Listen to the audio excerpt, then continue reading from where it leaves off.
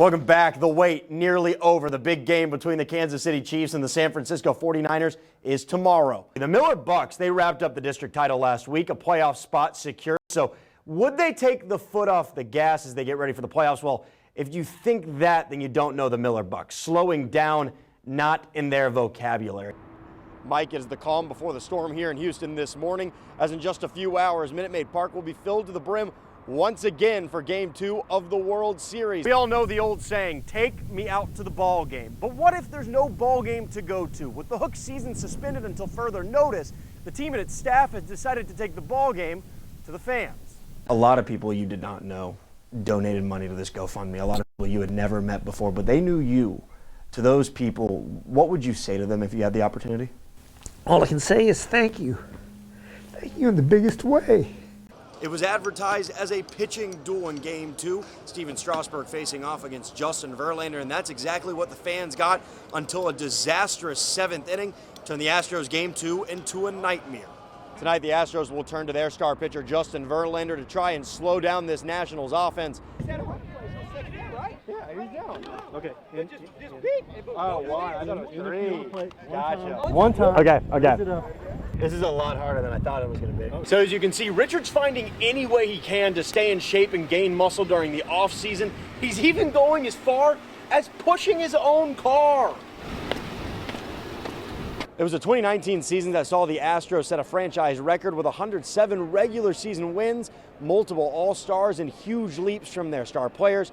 However, they fall one win short of their ultimate goal, and that's their second World Series title in 3 years. For the last time from Minute Maid Park, I'm Jeff Dubrof, KRIS 6 News.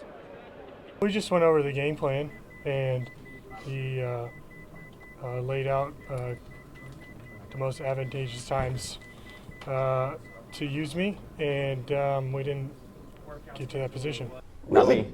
Really cool. No, it was really cool to be there and see these young athletes do that, because I'm kind of scared of heights.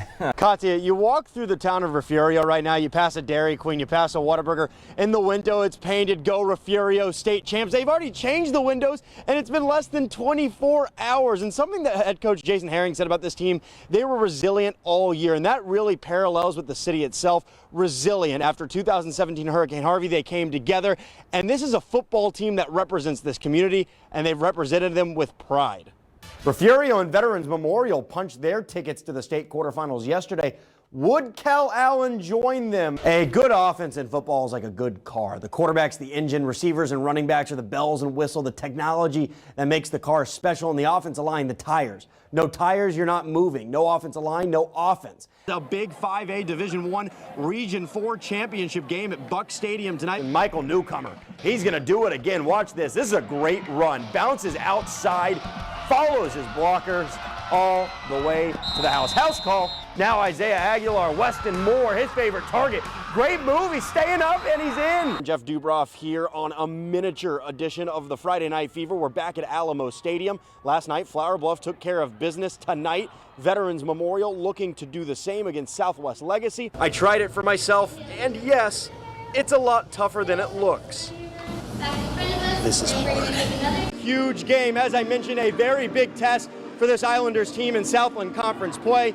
And don't worry, we're going to have the highlights tonight at 10. Alan, back to you. Football stadiums all over the Coastal Bend are empty, and they will remain empty for the foreseeable future. But there is a new trend that is growing, one that is reminding students and members of the community there's light at the end of the tunnel. You might want to avert your eyes. This was not pretty today, but I'll tell you what was. Joe Burrow. We start to see the number of teams drop off, but the level of competition step up. The San Antonio Spurs need a win. At 9-15, they're creeping towards potential tank territory. Spurs up 1. Patty Mills was fantastic tonight. Stepping back on Aaron Baines for a 3 at the top of the key. Here we go. Patty Mills for the win. Oh, yes. Patty Mills, 26 points in the win.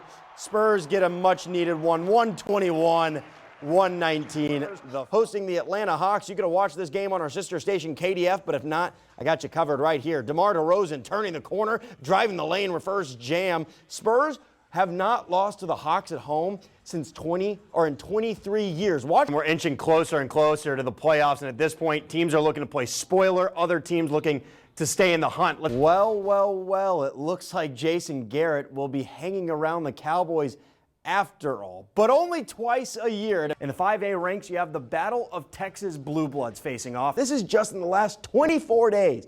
Andrew Luck retires, Nick Foles a broken collarbone, Sam Darnold mononucleosis, Drew Brees, we mentioned the torn thumb ligament, and Ben Roethlisberger an elbow surgery. Miller Buccaneers are headed to the playoffs for the second straight year. It's the first time they've done that since 1968 and 1969, and they're led by their senior quarterback Andrew Body, who's leaving behind quite the legacy and shattering records along the way.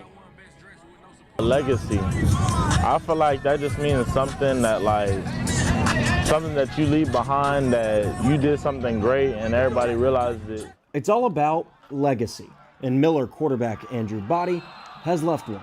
I mean, he'll go down as so far as the best quarterback to come through here. All my records that I have broken, my records I've broken, that's really what comes to mind to me. Body isn't just shattering Miller records, he's breaking Texas records for passing yards set by these two men right here. Football fans know these names and faces anywhere. He surpassed Colt McCoy's 9,334 career passing yards already, and just recently passed up Heisman Trophy winner Kyler Murray's 10,429 passing yards. He's all the way up now to 11,828 yards passing in his illustrious career. Just putting me in the position to do things like that, like Kyler Murray, he's in the NFL right now and I just broke his record. That's very crazy. Miller starts the playoffs Friday.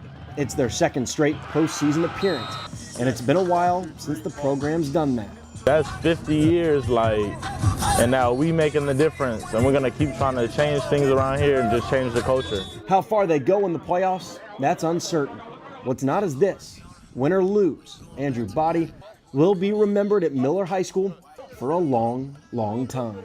I'm just hoping they say that he was a great kid on and off the field, and that he was a great leader on the field. Andrew Body. You want to be like Andrew Body. Jeff Dubrof, KRIS 6 Sports. Ladies and gentlemen, starting lineup for the Sinton Pirates.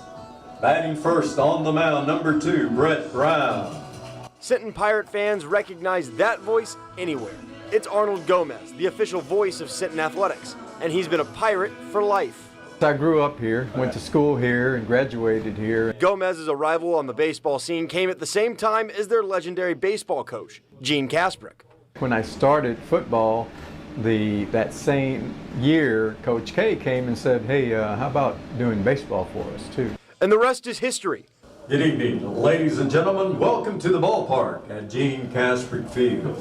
For 25 years now, Gomez has been the voice heard around Pirate baseball, and now he's a Sinton staple. It's great because they recognize me. I'm in places and kids will come up, you're the voice of the Pirates. Okay. That's it. Thank you. As time passes, he's grown close with teams of old and former players who returned to the community. They're now a part of his family. Your kid is just as important to the baseball team as he is to me, and I try to make sure that that's carried throughout. Number 17, how do you say his name?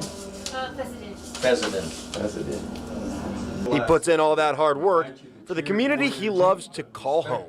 I want to make sure that they remembered that I did it right, and I did it for them. 2.5 decades have flown by for the voice of the Pirates, and there's no end in sight. I'm here till who knows. For now, he just takes it day by day, thrilled to have the opportunity. It's an honor to be associated with the Sinton Pirates. It's been a remarkable season for the Pirates. They defeated Ingleside last Tuesday to clinch the 2019 district title, and you can hear the voice of the Pirates tomorrow night when they take on West Oso. In a barn, really? How do you do that? Yes, really. Just outside Taft, Texas, sits an unsuspecting barn. One you'd never guess is housing athletes honing their craft. Back when I was pole vaulting, it was unheard of. Greg West is the man in charge. Jump that up, boy, good. A 4-time All-American and member of a world championship team, he didn't blink at the chance to practice in the barn. He said, hey, you want to move it inside? And I was like, heck yeah. The concept is no different from a regular gym, well, except for all the John Deere tractors sitting inside. but it allows pole vaulters to avoid the elements. It's a lot easier indoors than outdoor because you don't have all the factors like wind and rain. It's cold outside, it's raining outside, they get to jump, they get their work in. Pole vaulting is not for the faint of heart, and Wes, the decorated pole vaulter, has seen it all. There's a whole lot more downs in the sport than there is ups. And now is coaching his athletes to face the daunting challenge. Your brain's not telling you to run down the runway and bend the pole and let it shoot you 16, 17, 18, 19 feet in the air. And once they clear the bar, pure exhilaration. It's amazing, but it's also very scary. There's not another feeling in the world like it. Pole vaulters shooting themselves to the sky in a barn outside Taft, Texas. Who would have thought?